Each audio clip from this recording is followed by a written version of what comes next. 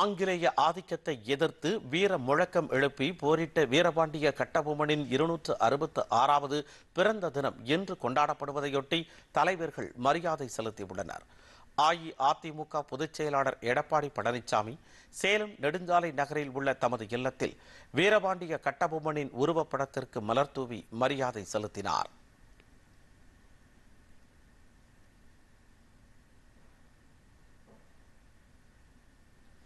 பாஜக மாநில தலைவர் அண்ணாமலை வெளியிட்டுள்ள சமூக ஊடக பதிவில், மண்ணின் உரிமைக்காகவும் மக்கள் நலனுக்காகவும் ஆங்கிலேயர்களை எதிர்த்து போராடி துணிச்சலுடன் தூக்கு கயிற்றை முத்தமிட்ட வீரபாண்டிய கட்டபொம்மன் பிறந்த தினம் இன்று என தெரிவித்துள்ளார்.